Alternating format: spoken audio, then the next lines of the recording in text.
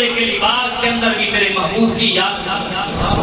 کوئی حج کا لباس پہنے اور کوئی عمرے کا لباس پہنے، میں نہیں چاہتا وہ لباس بھی میرے محبوب نبی کی یاد سے خالی ہو. میں چاہتا ہوں لباس دیکھ کے بھی تمہیں میرے ابراہیم کی یاد آئے، لباس دیکھ کے بھی تمہیں میرے مصطفیٰ کی یاد آئے. دیوانہ وار وہ صحابہ کا دو چادریں باندھ کے مصطفیٰ کے پیچھے طواف کرنا اور کعبہ اللہ کے گرد گھومنا اور زمزم کے گھونٹ پینا، ان دیوانوں کی وہ جھلک تمہارے لباس سے نظر آنا چاہیے. تو حج کا لباس بھی نبی کی یاد سے خالی نہیں ہے، اس میں بھی یاد منائی جاتی ہے.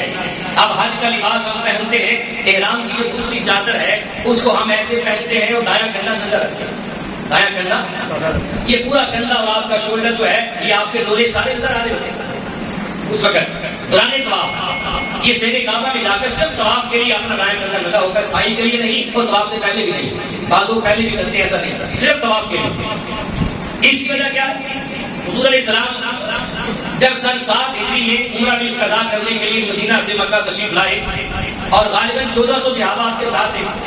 ان صحابہ نے کئی جنگیں لڑی تھی، کئی مجاہدے کیے تھے، راتوں رات پوری رات نوافل پڑھتے تھے، لمبا سفر کر کے آئے تھے، چہرے پہ تھکن تھی. تھکن کے ساتھ ہم یہاں سے جائیں جہاز پہ تھک جاتے. وہ مدینہ سے پیدل آئے یا اونٹ اور گھوڑوں پہ آئے، تھک گئے. پھر روزے رکھتے تھے مسلسل اور روزوں سے جسم دھلا پتلا ہوتا ہے، کمزوری لاحق ہوتی ہے. جب صحابہ آئے شیب کعبہ میں انٹر ہوئے، آپ نے طواف شروع کیا. تھکاوٹ بھی تھی سفر کی، روزوں کی وجہ سے کمزوری بھی تھی، راتوں کو جاگتے تھے نوافل و قرآن پڑھنے کے لیے اور مجاہدے بھی کیے تھے، کئی جنگیں بھی لڑی تھی. جسم دبلے پتلے تھے، تھکاوٹ تھے، کمزوری. تو آپ تھکاوٹ کے انداز میں ہلکا ہلکا چل کے طواف کر رہے تھے. مشرکین عرب بھی شیب کعبہ میں مقام میں بیٹھے تھے. انہوں نے صحابہ کو تانا دیا، کہا صحابہ تم پہلے مکہ میں ہمارے پاس ہوا کرتے تھے تو جسم تمہارے توانا تھے، اچھا خاصا کھاتے پیتے تھے، موٹے تازے تھے. اب نبی کی بات مان کے اپنا گھر بار سب کچھ چھوڑ کے مدینے چلے گئے. دیکھو اب تو تم سے چلا بھی نہیں جاتا، اب تو تم چل بھی نہیں سکتے، اتنے کمزور ہو گئے. ہماری بات مان لو، اب بھی وقت ہے، معاذ اللہ نبی کو چھوڑ کے ہمارے پاس آ جاؤ. اب مکہ میں تو آئے ہی ہو، یہاں سے ان کے ساتھ مت جانا، ہمارے پاس آ جاؤ، دوبارہ سے طاقتور ہو جاؤ گے، جسم توانا ہو جائیں گے، صحت مند ہو جائیں گے. ادھر مشرکین صحابہ کو تانا دے رہے تھے، ادھر رب کائنات نے اپنے حبیب کے پاس جبریل کو بھیج دیا. کہا جبریل میرے مصطفیٰ سے کہہ دو کہ اپنے غلاموں سے کہیں کہ آپ ہلکے انداز میں نہ چلے، اپنا کندھا ننگا کر لے، اپنا بازو باہر نکالے، اپنے ڈورے ظاہر کرے اور اپنا سینہ تان کر طواف کے پہلے 3 چکروں میں رمل کر کے اکڑ کے چلے طواف کرے. طواف کے اندر پہلے 3 چکروں میں اکڑ کر اور رمل کر کے پہلے 3 چکروں میں میرے گھر میں چلنا.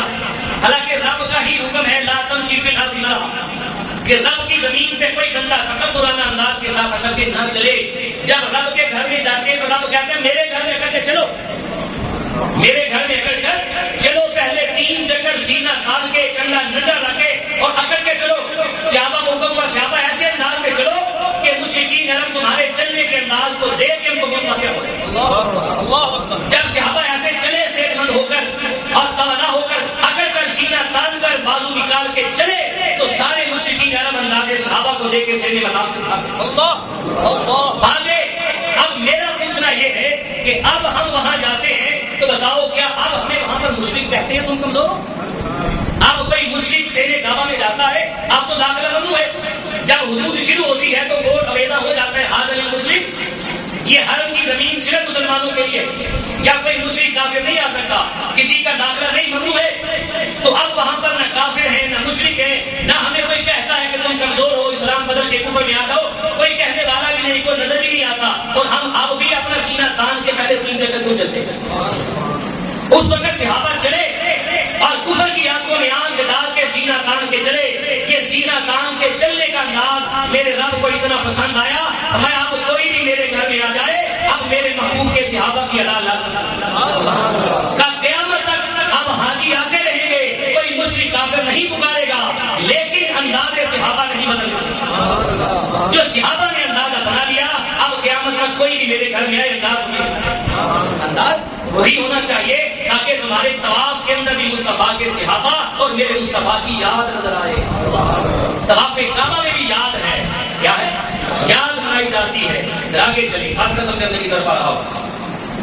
ہم احرام باندھ لیتے ہیں، نیت کرتے ہیں اور نیت کے بعد ہمارا تلبیہ شروع ہو جاتا ہے. تلبیہ لبیک اللہم لبیک لبیک لا شریک لک لبیک ان الحمد والنعمت لک والملک لا شریک لک. یہ حجاج بھی پڑھتے ہیں اور معتمرین عمرہ کرنے والے بھی پڑھتے ہیں.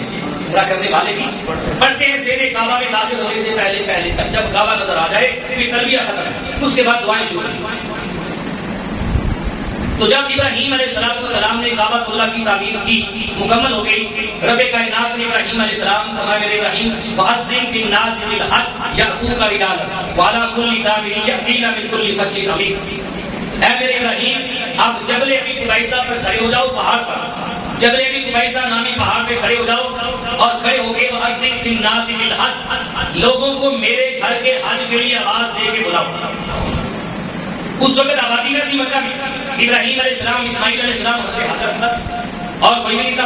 ان تینوں نے مل کے کعبۃ اللہ کی تعمیر کی اور پہاڑ پہ کھڑے ہو کے آپ نے آواز دی لوگوں خدا کے گھر کے حج کے لیے آؤ. بستیاں قبیلے دور تھے، کسی کو آواز دیا جاتی لیکن ابراہیم علیہ السلام کا موضوع دیکھا. ابراہیم علیہ السلام نے ایک بار کہا لوگوں رب کے گھر کے حج کے لیے آؤ، تو رب کائنات نے ابراہیم علیہ السلام کی اس آواز کو پوری روح زمین پہ گھمایا. روح زمین پر جتنے لوگ تھے جن و انس، ہر کسی نے حضرت ابراہیم علیہ السلام کی آواز کو سنا. اور روایت میں آتا ہے کہ جو بچے اپنی ماؤں کے پیٹ میں تھے انہوں نے ابراہیم علیہ السلام کی آواز کو سنا. جو روحیں ابھی دنیا میں نہیں آئی تھی، مالا اعلیٰ پر تھی، اور قیامت تک جن روحوں کو رب نے پیدا کرنا تھا، جو روحیں رب کی بارگاہ میں مالا اعلیٰ میں تھی، ان ساری روحوں نے ابراہیم علیہ السلام کی آواز کو سنا. یہ معجزہ ابراہیم علیہ السلام کا کہ ساری روحوں نے، انسانوں نے، مرد و خواتین، بچے بچیوں نے، ہر کسی نے ابراہیم علیہ السلام کی اس پکار کو سنا کہ آؤ رب کے گھر کے حج کے لیے اور عمرے کے لیے آؤ. آوازیں سنی. اب حدیث پاک میں سنی سب نے تھی، روحوں نے بھی سنی، زندہ نے بھی سنی، مردہ نے بھی سنی، ہر کسی نے سنی. جس نے آواز سنی، اب آواز کو سننے کے بعد جس روح نے اور جس بندے نے اس وقت ابراہیم علیہ السلام کی آواز پہ لبیک کہا. کیا کہا؟ پکارا ابراہیم علیہ السلام نے حج کے لیے آؤ، سن سب نے لیا. اور جس روح نے اور انسان نے سن کے لبیک کہہ دیا، جس کی زبان سے لبیک نکل گیا اور جتنی بار لبیک نکل گیا اس بندے کو اللہ اتنی ہی بار اپنے گھر میں حج عمرے کے لیے جس نے اس وقت لبیک کہا تھا اس کو ہر صورت میں رب کے گھر میں جانا ہوگا. اس نے پکار پہ لبیک کہا تو رب نے اس کے لیے پروانہ لکھ دیا کہ اب اس کے نام کا حج لکھ دیا گیا ہے، زندگی میں حج کرے گا. جتنی بار لبیک کہا اتنے حج اتنے ہوئے کرے گا.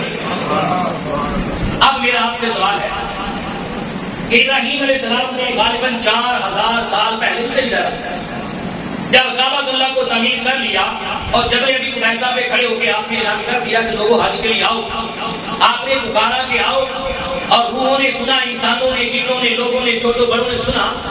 اور ابراہیم علیہ السلام کی پکار کو سن کر جنہوں نے آنا تھا، جنہوں نے ماننا تھا، جن کو توفیق ہوئی، انہوں نے لبیک کہہ دیا. تو پکارا بھی